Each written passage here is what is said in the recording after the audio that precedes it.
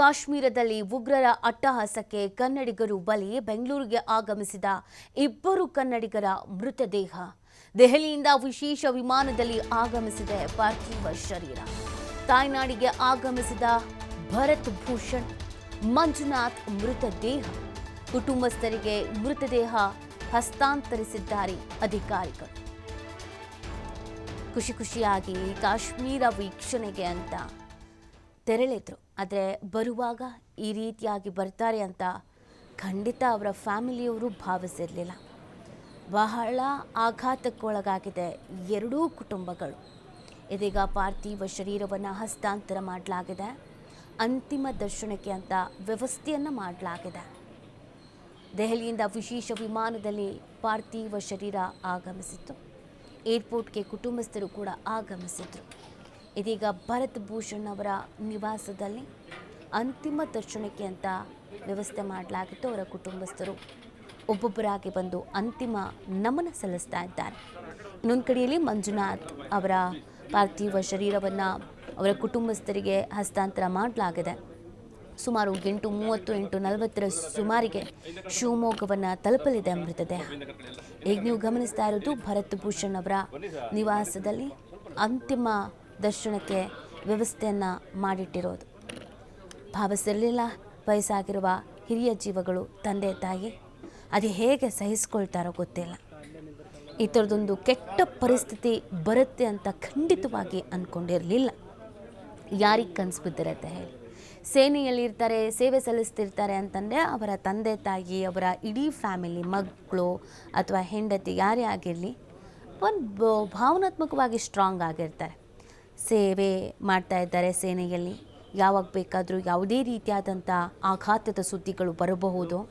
ನಾವು ಅದನ್ನು ಸಹಿಸಿಕೊಳ್ಳುವಂಥ ಶಕ್ತಿ ನಮಗಿರಬೇಕು ಅಂತ. ಮತ್ತು ಸೇನೆಯಲ್ಲಿ ಸೇವೆ ಮಾಡುವವರ ಕುಟುಂಬಸ್ಥರಿಗೆ ಒಂದು ಆ ಶಕ್ತಿ ಅನ್ನೋದು ಇರುತ್ತೆ. ಆದರೆ ಇವರು ಸಾಮಾನ್ಯ ಜನರು. ಹೀಗಾಗತ್ತೆ. ಆ ಕೆಟ್ಟ ರಕ್ತ ಪಿಪಾಸುಗಳ ದಾಹಕ್ಕೆ ಬಲಿ ಆಗ್ತಾರೆ. ಉಗ್ರರು ಅಟ್ಯಾಕ್ ಮಾಡ್ತಾರೆ. ಯಾರಿಗೆ ಗೊತ್ತಿರುತ್ತೆ ಹೇಳಿ? ಸಿನಿಮಾದಲ್ಲಿ ಈ ಥರ ಎಲ್ಲ ನೋಡಿರ್ತಾರೆ. ರಿಯಲ್ಲಾಗೂ ಹಿಂಗಾಗತ್ತೆ ಅನ್ನೋದನ್ನು ಕೇಳಿ ಅರಗಿಸ್ಕೊಳ್ಳೋದಕ್ಕೆ ಆಗ್ತಾಯಿಲ್ಲ. ಇನ್ನು ಆ ಇಡೀ ಫ್ಯಾಮಿಲಿ ಅದನ್ನು ಸಹಿಸ್ಕೊಳ್ಳೋದು ಹೇಗೆ, ತಗೊಳ್ಳೋದು ಹೇಗೆ?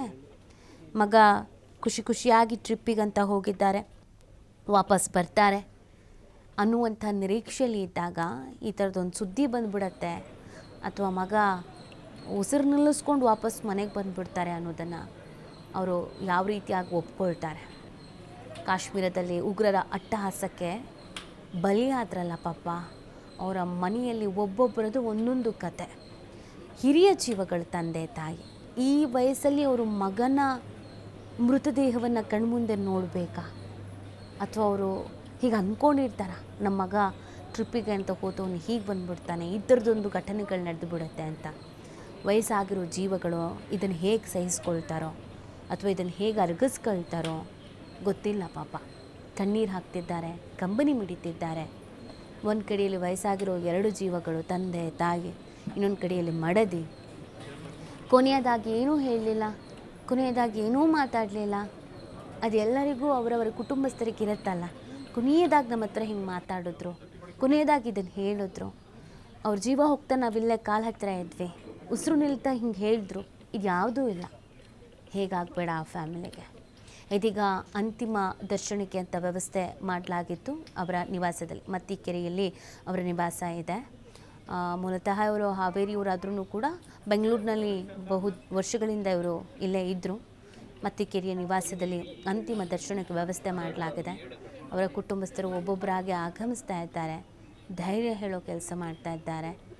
ಎಷ್ಟೇ ಧೈರ್ಯ ಹೇಳಿದ್ರು, ಏನೇ ಮಾತಾಡಿದ್ರು ಹೋಗಿರೋ ಜೀವ ವಾಪಸ್ ಬರಲ್ಲ. ಅದಲ್ಲದೆ ನೋಡಿ, ಏನೂ ತಪ್ಪು ಮಾಡಿಲ್ಲ, ಯಾವುದೇ ರೀತಿಯಾದಂಥ ಅನ್ಯಾಯ ಇವ್ರ ಕಡೆಯಿಂದ ಆಗಿಲ್ಲ, ಆದರೂ ಜೀವ ಬಲಿ ಆಗತ್ತೆ ಅಂತ ಅಂದಾಗ ಇದು ಅನ್ಯಾಯದ ಸಾವಲ್ವಾ?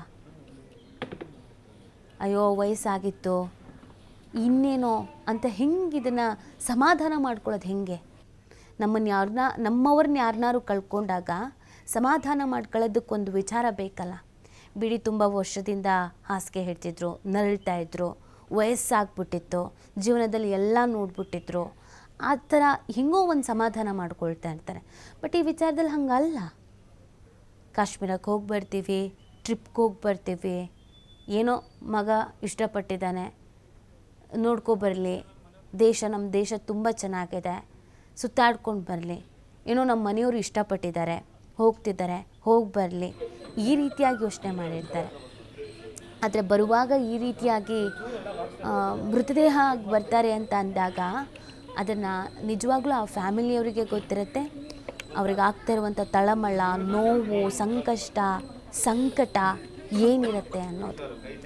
ಆ ಜೀವಗಳು ಕಣ್ಣೀರು ಹಾಕ್ತಿರೋದನ್ನ ನೋಡಿದ್ರೆ ಹೊಟ್ಟೆ ಉರಿಯುತ್ತೆ. ಯಾಕಪ್ಪ ಈ ಥರದೊಂದು ಶಿಕ್ಷೆ ಕೊಟ್ಬಿಟ್ಟೆ ಅಂತ ಅನಿಸ್ಬಿಡತ್ತೆ. ಏನು ತಪ್ಪು ಮಾಡಿದರು ಇವರು? ಯಾರಿಗೆ ಅನ್ಯಾಯ ಮಾಡಿದರು? ಯಾರಿಗೆ ಮೋಸ ಮಾಡಿದರು? ಏನು ರಾಜಕೀಯ ಮಾಡಿದರು? ಯಾರಿಗೆ ಹಿಂಸೆ ಕೊಟ್ಟಿದ್ರು? ಈ ರಕ್ತ ಪಿಪಾಸುಗಳಿಗೆ ಧೈರ್ಯ ಅನ್ನೋದಿದ್ದಿದ್ರೆ, ತಾಕತ್ತು ಅನ್ನೋದಿದ್ದಿದ್ರೆ ಸೇನೆ ಮೇಲೆ ಹೋರಾಡಬೇಕಿತ್ತು, ಮುಂದಿಂದ ಬಂದು ಹೋರಾಡಬೇಕಾಗಿತ್ತು. ಈ ನರಿ ಬುದ್ಧಿನ ಯಾವತ್ತಿನವರೆಗೂ ಇವ್ರು ಬಿಡೋಲ್ಲೋ ಅಲ್ಲಿವರೆಗೂ ಅಮಾಯಕ ಜೀವಗಳು ಬಲಿ ಆಗ್ತಾ ಇರತ್ತೆ. ಧೈರ್ಯ ಇಲ್ಲ ಮುಂದೆ ಬಂದು ಹೋರಾಡೋದಕ್ಕೆ. ಹೇಡಿಗಳಿಗೆ ಅಮಾಯಕರನ್ನ ಬಲಿ ತೆಗೆದುಕೊಳ್ತಾರೆ. ಇವತ್ತು ಇವ್ರ ಕೈಯಲ್ಲೂ ಕೂಡ ಒಂದೊಂದು ಗನ್ ಅನ್ನೋದು ಇದ್ದಿದ್ರೆ ಗೆದೆ ಕೊಟ್ಟು ನಿಲ್ತಿದ್ರು ಹೋರಾಟ ಮಾಡೋದಕ್ಕೆ. ನಿಮ್ಗಳ ಥರ ಪುಕ್ಷಟ್ಟೆ ಯಾರೋ ಹಾಕಿದ್ದು ದುಡ್ಡಿಗೆ ಬಂದು ಈ ಥರದ ಕೆಲಸ ಮಾಡ್ತಿರ್ಲಿಲ್ಲ. ನಿಮ್ಮನ್ನು ನೀವು ಮಾರ್ಕೊಂಡಿರುವಂಥವ್ರು ನೀವು. ಇವರಿಗೆ ತಿನ್ನೋ ಗತಿ ಇಲ್ಲ. ಇವ್ರ ಹೆಂಡತಿ ಮಕ್ಕಳನ್ನೇ ಇನ್ಯಾರ್ದೋ ಕಂಡರ್ ದುಡ್ಡಲ್ಲಿ ಸಾಕ್ತಾ ಇರ್ತಾರೆ ದರಿದ್ರಗಳು. ಅದೊಂದು ದೇಶ, ಅದರಲ್ಲಿರೋದೊಂದು ಪ್ರಜೆಗಳು ಇವ್ರ ಯೋಗ್ಯತೆಗೆ ಇಲ್ಲಿ ಬಂದು ಜನಸಾಮಾನ್ಯರ ಮೇಲೆ ಸೇಡ್ ತೀರಿಸ್ಕೊತಾರೆ. ಮುಂದೆಯಿಂದ ಹೋರಾಡೋದಕ್ಕೆ ಧೈರ್ಯ ಇಲ್ಲ, ದಮ್ ಇಲ್ಲ, ತಾಕತ್ತಿಲ್ಲ. ಏನು ಅರಿಯದ ಅಮಾಯಕರ ಮೇಲೆ ಹೋರಾಟ ಮಾಡ್ತಾರೆ ನರಿಗಳು. ಸೇನೆ ಮೇಲೆ ತೋರಿಸ್ಬೇಕಿತ್ತು. ನಮ್ಮವ್ರು ರೆಡಿ ಇದ್ದರು, ಆ ತಾಕತ್ತಿದೆ ನಮ್ಮ ಸೇನೆಗೆ, ಅಲ್ಲೇನು ಕಿಸಿಯೋಕ್ಕಾಗಲ್ಲ ಅಂತ ಇಲ್ಲಿ ಬಂದು ಅಮಾಯಕರ ಮೇಲೆ ಅಟ್ಯಾಕ್ ಮಾಡ್ತೀರಾ. ನಾಚಿಕೆ ಆಗಲ್ವಾ? ನಿಮ್ಮದು ಒಂದು ಜನ್ಮಾನ, ಅದು ಒಂದು ದೇಶನ. ಮಾನವೀಯತೆ ಅನ್ನೋದಿಲ್ಲ, ಮನುಷ್ಯತ್ವ ಅನ್ನೋದಿಲ್ಲ, ಅದಕ್ಕೆ ಉದ್ಧಾರ ಆಗಿಲ್ಲ. ಮತ್ತೊಬ್ರೊಬ್ರು ಕಣ್ಣೀರು ಹಾಕ್ತಿದ್ದಾರಲ್ಲ, ಅವ್ರಿಗೆ ಗೊತ್ತಿರುತ್ತೆ ಸಂಬಂಧಗಳು ಏನು ಅಂತ. ನಿಮ್ಗಳ ಥರ ಅಲ್ಲ.